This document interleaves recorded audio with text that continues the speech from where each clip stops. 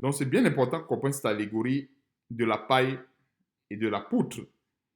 Donc, que Dieu soit loué vraiment pour cet enseignement, que Dieu soit vraiment loué et que toute la gloire et l'honneur reviennent à notre grand Dieu.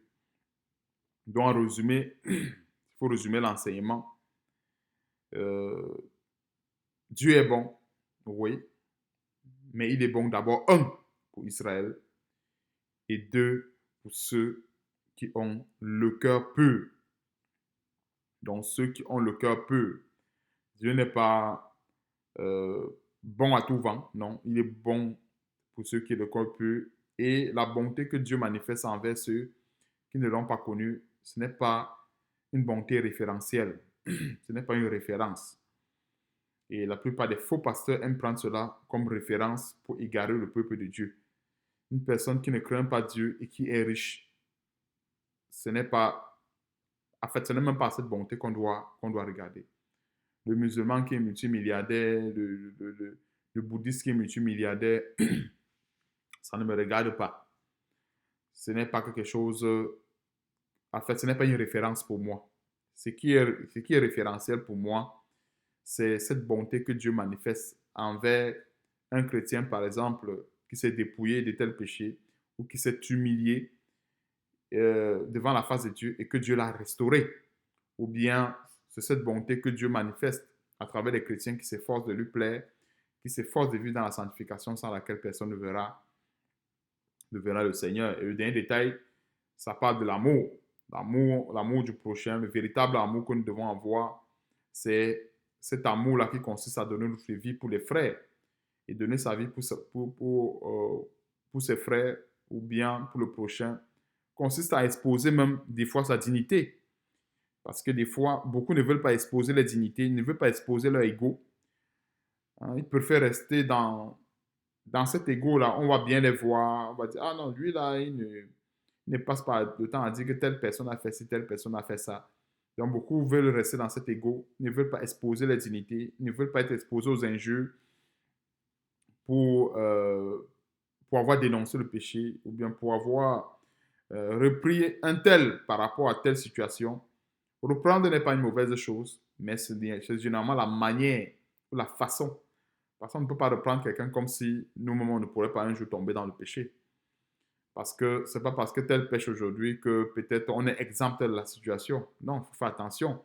La Bible dit que celui qui croit être debout prenne garde de ne pas tomber. Donc quand nous reprenons, on reprend avec douceur. On ne reprend pas une personne comme si, par exemple, je ne sais pas, non, on le reprend avec douceur.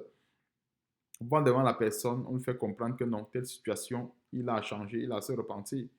S'il faut qu'il garde la foi, s'il veut un jour espérer à la vie éternelle, il faut qu'il sorte de cette telle situation. Mais maintenant, s'il ne veut pas sortir de telle situation, il faut bien qu'on lui donne la sentence selon la parole de Dieu. Parce que Dieu dit qu'il n'aime pas les impudiques, Dieu dit que les impudiques, les idolâtres, ça c'est 1 Corinthiens chapitre 6. 1 Corinthiens chapitre 6.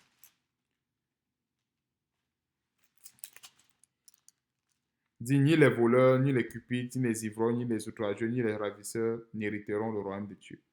Vraiment que Dieu nous donne de veiller sur sa parole, mais surtout sur le détail, le grand détail de la poutre versus la paille. Nous devons faire beaucoup attention à cela. Beaucoup attention.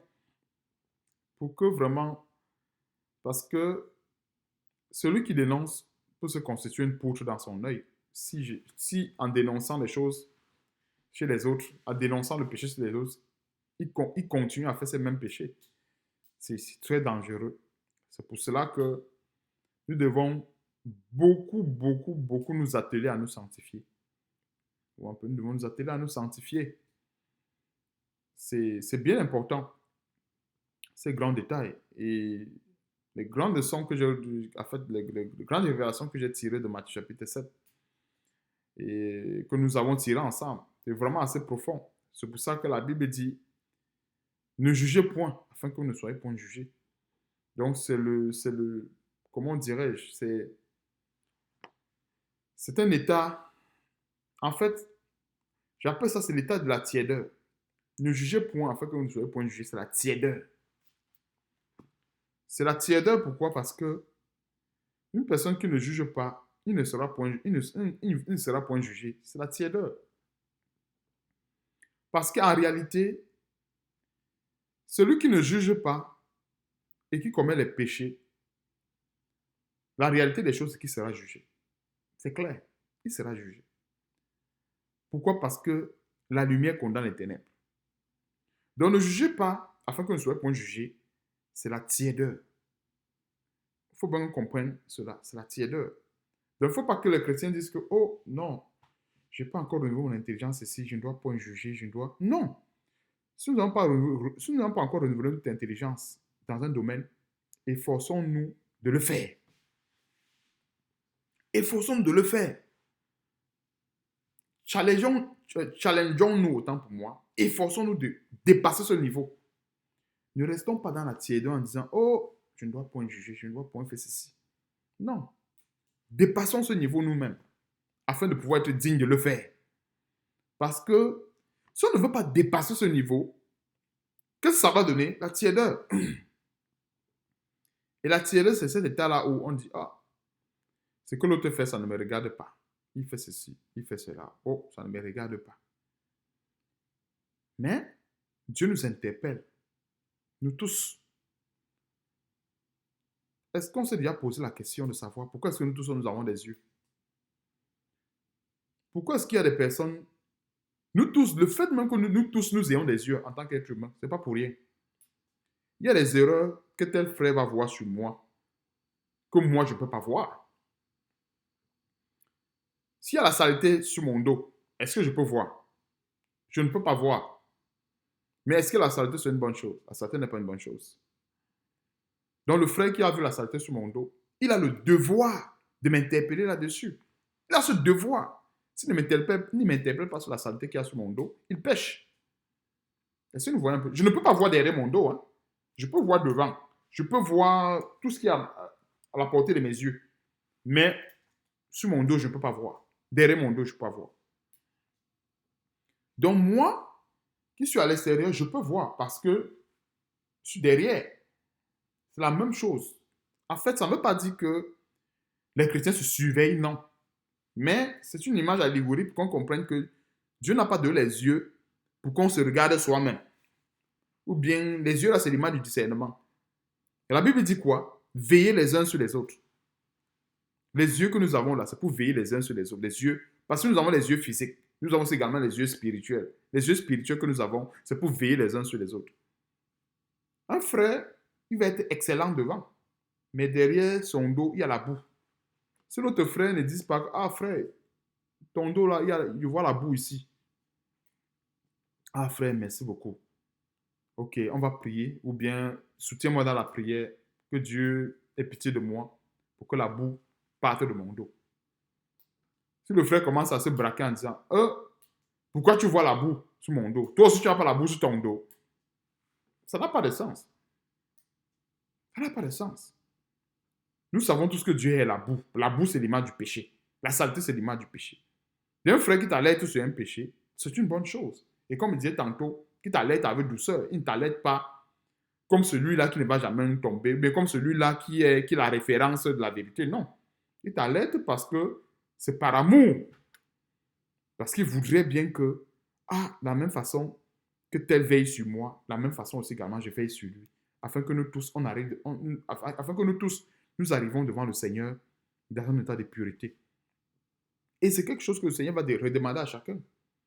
Pourquoi n'avons-nous pas veillé les uns sur les autres? Pourquoi? Ah non, je pensais que... Oh non, non. Un frère qui trouve qu'il y a telle chose. Tu appelles l'autre frère. Avec amour, avec douceur. Voilà, voilà. Il y a tel truc, tel truc, tel truc, tel truc. Voilà, on en a les Écritures. On vérifie, on vérifie. Ah frère, ok, je comprends, ok. Gloire à Dieu. Vraiment que le Seigneur, prions que la miséricorde, la grâce de Dieu soit sur ma vie et qu'il me pardonne de ce péché. Au final, le lendemain, ça peut être l'autre. Ah frère, il y a telle chose, telle chose, telle chose. Ça ne veut pas forcément dire que comme lui, Il a fait chez moi. Il faut aussi également que... Non, c'est pas ça. Ce n'est pas une affaire de ping-pong, non. Ça peut être que, bon, c'est lui qui... en fait, ça peut être que c'est toujours lui que Dieu utilise peut-être pour me ramener. Comme ça peut être que Dieu aussi également peut m'utiliser pour le ramener. En fait, c'est ça, on se soutient. Nous tous dans la parole de Dieu, on se soutient. Et voilà comment on se soutient. Et voilà le véritable amour. Voilà le... Il n'y a pas la... Il n'y a pas... En fait, on ne peut pas expliquer l'amour plus que cela. Voilà le véritable amour. Celui qui voit la saleté sur le vêtement de son frère, il ne dit pas. Parce que le frère ne peut pas voir, il ne peut pas voir derrière. S'il y a la saleté sur ma chemise derrière, je ne peux pas voir. Mais un frère qui est à côté de moi va pouvoir voir cette saleté. Pareil pour le frère. S'il y a la saleté derrière sa chemise, il ne peut pas voir, mais moi, je peux le voir. Et si moi, sans l'avertissant, sans lui disant, hey frère, fais attention à une saleté derrière ton habit, c'est à ce moment que j'aurais manifesté l'amour. Et j'aurais rempli ma part de devoir envers Dieu. Et c'est comme ça que l'amour de Dieu va demeurer en moi. Mais alors, est-ce que il s'agit maintenant de dire que tel frère ne regarde même pas son vêtement? Est-ce qu'il est propre? Est-ce qu'il ne regarde pas? Mais il veut... Non, attends, je vois la saleté sur ton dos. Non, regarde d'abord, ton vêtement est propre. Il est propre, ok. Ça veut dire que là maintenant, tu es digne. Là maintenant, le frère est digne de pouvoir aider l'autre. Et encore une fois, il y a beaucoup d'allégories, mais je vais m'arrêter à la dernière allégorie. Si, admettons quelqu'un qui est dans l'eau, il se noie, mais il veut sauver une autre personne qui se noie. Comment ça peut se faire? Il est dans l'eau, il se noie, mais il veut sauver une autre personne qui se noie. Non. Sors d'abord de l'eau et tu pourras sauver celui qui se noie. C'est la même chose. Celui qui veut tendre la main à l'autre, il doit d'abord être à l'abri. C'est pour ça que même dans les dons, la Bible dit quoi? Ne vous mettez pas dans la détresse pour aider un frère. Parce que l'amour du prochain, c'est aider dans... C'est-à-dire que si tu as des problèmes et tout ça, ne pas aider parce que tu attends que le frère, par exemple, devienne ton ami. Tu attends que le frère te dise, oh, tu m'as sauvé de telle situation. Et toi-même, tu te mets dans les problèmes. Non. Nous devons aider notre prochain comme nous-mêmes, pas plus que nous-mêmes. Parce que celui qui aime son prochain plus que soi-même, c'est parce qu'il cherche une récompense. C'est ça la vérité. Il y a beaucoup de frères et sœurs qui cherchent les récompenses. Donc, ils vont aider plus que eux-mêmes. Ils vont avoir des problèmes qu'ils n'ont pas résolus, mais chercher à résoudre pour les autres. Parce qu'ils voudraient avoir l'approbation des autres. Et en général, on le sait. Quand ça ne va plus entre le frère et la sœur, c'est ça qui sort. Parce qu'il n'a pas aidé, il n'a pas aidé de manière désintéressée. En fait, il n'y a pas eu en fait, ce frère n'a pas manifesté du désintéressement dans son coup de main. Donc, il y a beaucoup de détails à dire là-dessus, sur cette bonté de Dieu qui est attachée fermement à l'amour de Dieu également. Donc, ces deux enseignements quasiment compilés en un. Que Dieu nous aide, tout ce que je peux dire à l'issue de cet enseignement, que Dieu nous aide. Et gardons comme un seul verset peut nous conduire dans un grand enseignement. Un seul verset, sur 13 versets 1. Et tu vois, c'est un verset qu'on lit, on peut le traverser rapidement, mais il est assez profond. Il est assez profond. Et même David a reçu une grande délivrance là-dessus. Il a voulu convoiter les richesses, convoiter ceci, convoiter cela, voir comment est-ce que les gens prospèrent. Après, quand il regarde la finalité, il dit, hey, donc c'est ça. Pour finir, c'est ça. Toute cette richesse, non. Et Dieu nous ouvre les yeux encore là-dessus aujourd'hui. Dieu nous montre comment est-ce que les gens qui sont rentrés dans les loges pour devenir riches, qui ont pris des conditions, ils arrivent en boîte de nuit. En fait, chez eux même, c'est une punition. Casser même les bouteilles de champagne chez eux, c'est une punition. Donner même à boire et à manger aux gens, c'est une punition. Voir une personne qui arrive quelque part, il achète des choses, il donne aux gens. Il achète des choses, il achète. Pensons que c'est son argent. Quelqu'un peut travailler l'argent à ceux de son fonds. Il dépense bêtement comme ça. Achète, il donne. Ah, toi, tu veux quoi? Prends ci, prends. C'est une punition. Satan l'a puni avec ça. Satan l'a puni avec ça. Vu que Satan a vidé. Parce que ces gens-là, en fait, leur intérieur est vide. Satan a vidé l'intérieur. Ne nous arrêtons plus jamais sur l'extérieur. Tous ces gens-là qui, qui, qui veulent donner l'aide important là. Satan est méchant. Satan a vidé l'intérieur. Ce sont des coquilles vides. Maintenant, quand ils font ça, ils veulent en quelque sorte récupérer ce qu'ils ont perdu. Voilà, la relation, c'est ça. Ils veulent en quelque sorte récupérer ce qu'ils ont perdu. Qui arrive quelque part, dans un bar en boîte de nuit, s'il ne donne pas à boire à tout le bar, il n'est pas tranquille. S'il ne donne pas le whisky, le champagne à tout le monde, il n'est pas tranquille. Il faut qu'il dépense avant de sortir. C'est normal. C'est parce que son intérieur a été vidé. Et maintenant, il essaye de faire ça pour essayer de sentir qu'il a quelque chose. Celui qui a quelque chose n'a pas besoin de faire ça. Celui qui a quelque chose, celui qui a la vie de Christ, il investit pour les bonnes œuvres. Point. Il investit pour les bonnes œuvres. Il ne va pas arriver à tel endroit. Ah, il fait ceci, on chante son nom. Et tu as besoin de combien? 300 000, il donne. Et tu as besoin de combien? 500 millions, il donne. Tu as besoin de 2 millions, il te donne 10 millions. Non, c'est parce que ces gens ont été vendus à Satan. Ils ont été vidés. Ils ont vendu leur âme à Satan pour la vaine gloriole. Satan a dit, ok, je vais te donner. Tu veux combien de milliards par jour? 100 milliards. Ok. La seule condition que tu dois respecter, c'est que tu dois dépenser les 100 milliards à chaque jour. En fait, j'essaie d'extrapoler. Peut-être, bon, les cas les plus réalistes, tu dois dépenser 50 millions chaque jour. Ok, je vais dépenser 50 millions. Personne ne va faire comment pour dépenser 50 millions chaque jour. Les milieux où on dépense bêtement dans les boîtes de nuit, une bouteille de champagne peut-être dans 2-3 millions. On va mettre claquer 10 bouteilles de champagne sur la table, ça fait quasiment 30 millions. Après, il met encore 10 bouteilles. Ça fait peut-être 40 millions. Il achète peut-être des poissons et tout ça. Il a bousillé 50 millions. Et chaque jour, il doit changer de telle boîte. Il va à telle boîte. Il arrive dans les coins où il sait qu'il va avoir des problèmes. Il achète des sacs de riz. Il achète ceci. Bon, bref, je ferme rapidement la parenthèse pour dire qu'en fait, celui qui est épris de l'amour de Dieu investit dans les bonnes œuvres. Et les bonnes œuvres aussi également, c'est veiller les uns sur les autres. Veiller à ce que la joie que nous avons ne soit pas seulement à notre niveau, mais qu'elle soit partagée. Veiller à ce que nous aspirons à ce qui est élevé, mais qu'on ne demeure pas dans une certaine médiocrité en disant que non, moi je vais aider les autres. Pour que je sois jugé digne d'aider les autres, il faut déjà que ma condition soit, entre guillemets, acceptable. Je ne veux pas dire forcément meilleur, mais acceptable. Ma condition est acceptable.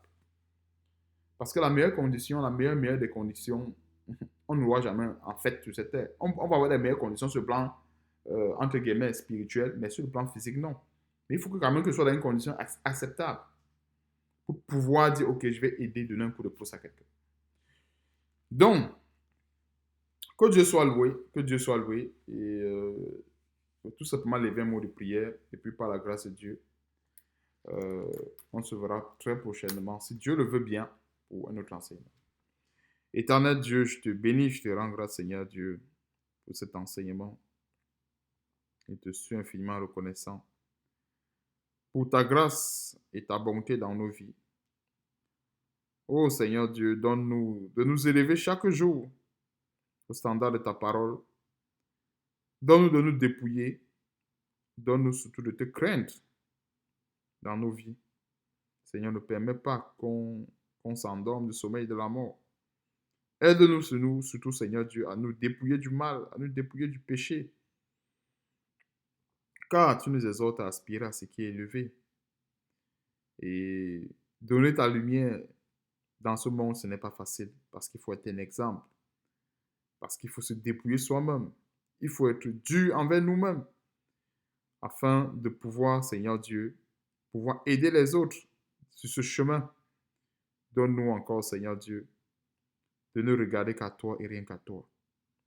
Sois béni, sois glorifié, Éternel, pour toutes choses, et surtout dans le nom puissant et merveilleux de notre Seigneur Sauveur Jésus-Christ, qui est ainsi prié. Amen.